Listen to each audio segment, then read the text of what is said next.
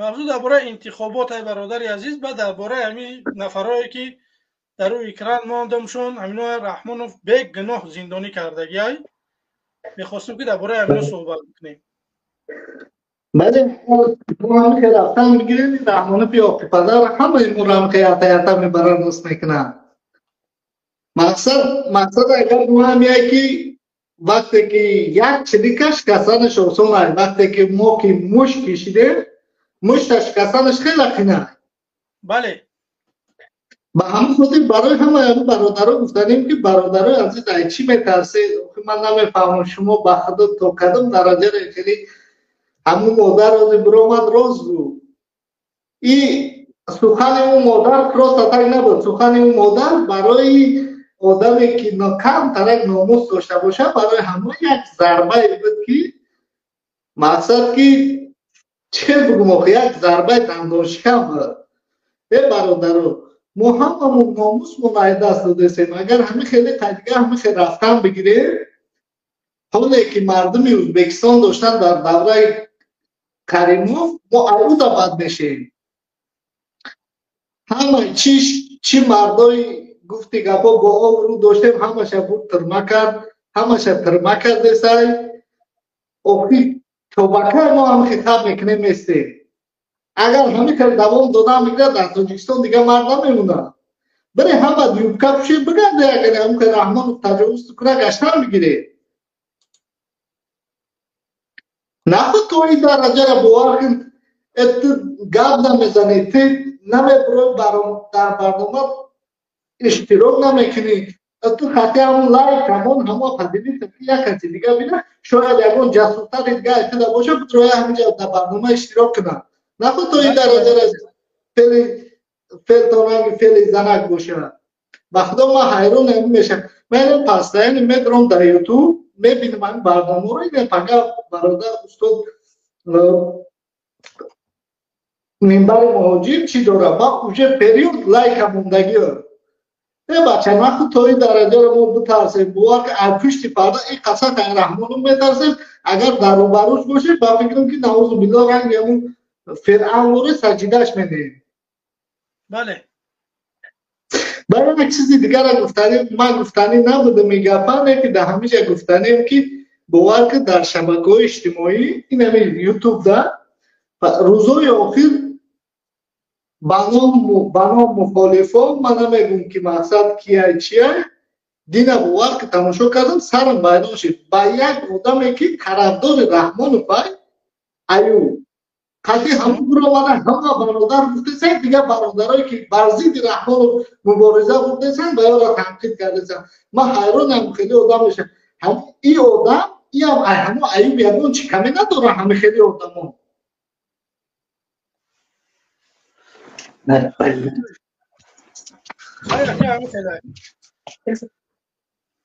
حالی ساز میشه برادر عزیز انشاءالله که همش خوب میشه. خب برادر عزیز چی گفتنی درباره انتخابات شفاف میگذره یا که تقلب کاری میشه؟ خب این برادر با فکرم که اینترنتش سست شد. خب سلام علیکم برادر غرم اگر ما را بشنوید بفرمایید. بله سلام علیکم و رحمت الله و برکاته. الماس خوبه؟ سلام تشکر برادر خوبه الحمدلله. خب اولین چیزی که من گفتنی هستم همین است که در انتخابات نباید مشارکت کنن مردم باید که عادت کنن با همیشه حقویی را تا امروز که حق گفتن و بله بله گفتن زندگی کردن حال احوالشو تا همین روز اومد به چه حالت رسید. خب همین کلمه نه گفتن هم باید که مردم یاد گیرن. مقصد در انتخابات اشتراک نکنن. این یعنی یک توف کردن بر روی امام علی رحمانه. یعنی ما ترا نمیخواهیم اگر ما بریم نریم در اون انتخابات اشتراک کنیم مشارکت کنیم نکنیم آدمای دلخواه خودشو آیا میگذرن و یا معلومه نه که ما مردم وقتی که اشتراک میکنیم بروند همون چاپلوسا بروند همه آدمایی که منفعت دارن، همه آدمایی که زندگیشو خوبه، ایروی هزار ایروی میلیونه برون، اگر ویا نرون نسبت همه امام علی رحمان خیانت میکنن. نه که همه مردم بی سوید، بی وطن، مهاجر چی ضرور دارن که میرن در انتخابات اشتراک میکنن؟ من همه منطقاً مفهوم همه انسانیت همه انسان ها را من نمیفهمم که چی همین ها را مجبور میکنه که میروه انتخابات در اشتراک میکنن، حال آن که هر عملی رو که همه فرعون کدام عمل نکرد که همه امام علی رحمان در حق شما نکرده باشه، کدام جنایت نکرد، کدام ظلم نکرد که همه امام علی رحمان در حق همه شما مردم عادی نکرده باشه. ما هر یک گپ میزنیم به دلیل قطعی صدها دلیل داریم در دست که این گپمون نمیزنیم، به دلیل هیچ محل سخن نمیگیم، تهمت هم نمیکنیم. برای همین با یک بار دیگه تاکید میکنم مردمی مظلوم، مردمی که سوید نداره، مردمی که آزادی نداره، مردمی که مسجد رفتن حق نداره، مردمی که ملاهایی که دائما در زیر نظارت اقوا چی کمیته امنیت ملی هسته، اجازت ای حدیث راستین و ای آیت قرآن حقیقت رو بیان کردن نداره. شما باید که نری مشارکت نکنی. اگر مشارکت میکنه یک خودفروشی، وطن فروشی، دین فروشی، ملت فروشی است. همین قد گفتن بدم. السلام علیکم و رحمت الله. برادر عزیز،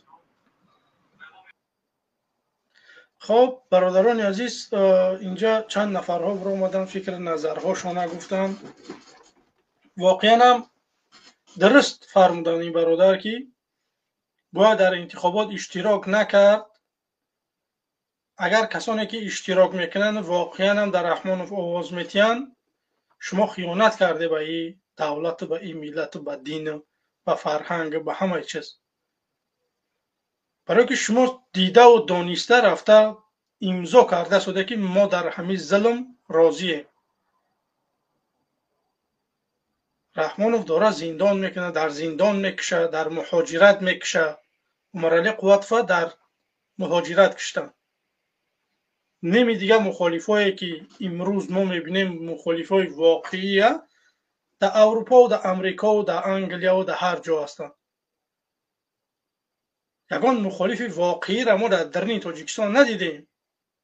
بدن آدمایی که بی‌طرف بودن و مثل شاکرجان حکیموف و مثل دیگر انسان ها مثال نه ما را قبول داشتن نه رحمانوف. نکه رحمانوف برد زندانشون کرد. ولی چند نفرهای دیگر هم هستند در تاجیکستان که و مثل عبدالله راهنما و دیگرش. شما ولی منتظر بیسته تماشا کنه که رحمانوف چیکارتون میکنه. این رحمانوف به هیچ کاره هم نداره. ولی روز ساعتش میاد میگن که یک برادر بود همجا میبرم در ایفیر گپ میزد، میگفت که همین انسان ها رو میبرن 30 سالی و 40 سالی زندان میکنن یا که در یگان عملیات گفتی چون بی‌ضررشون میگردونن. شما حیات مردم عادی بسیار فرق داره. شما این ظلم کردگی شما فکر نکنه که اگر بگرده خیلی حاضی این محلی جنبروی مردم، اگر شما واقعا رحمانوف بقپه در یک قبچه بدوزه و مردم فریاد کنه بگه که مخالفینه که مردم مخالفی که در اروپا و در امریکا و در جای هسته بر بگرده ببینه من رحمانوف قپیدم، خاک من ببخشه، من همین قسال ظلم کردم، همین فقط من فرمان میداد من اجرا کردم. انا اجازه ممکنه که مردم ترا ببخشه برای که تو یک کاری بزرگ انجام دادی نسبت این ملت، خیلی کشتی تجاوز کرده، دزدیده، نکی خوزی محلی جنبروی مردم اگر یا تا شما ببروی کمک بکنه من مطمئنم که مردم شما را میبخشه. غیر این صورت شما با مثل همون رحمانوف گناهگاره، یگان چیزی دیگر نیست. نمی رمضان رحیمزاده قطعی اس یتیموف. شما نمی سه کس رحمانوفی نمی دتش اونا داستانی کولش. شما همتون یخ گناهگوری. اگر نخیزه شما گپتون قرب داره. شما میتونه که یگان کار بکنی. من نمیدونم سبب در چیه که شما خاموش ایستادگیه. شما رو هم یت میبره. چخیلی که همو گوی سفید گوی سیاه قصه شو برادر کبیری نقل کرد اگر تماشا کردگی باشه. گوی سفید میگه که تو خاموش باش، من هم گوی سیاه میخرم بعد کار ندارم. میره گوی سیاه میخره و پیش گوی سفید میاد. و گوی سفید خید میکنه که کاش که من همونجا صدا بلند میکردم دکسه میشنیم همینه میزدیم و خورد تنهایی با اومد سفید چند خورد جونش خلاص بره. انا شبارم و مثلی همون گوی سفید گوی سیاه میمونه. و همین خاطر با میلاد باشه بیا یک کاری بکنیم که در وطن خودمون سربلندانه زندگی بکنیم. ما را دیگه دولت ها بگیم به زبان روسی که ابزوات نکنن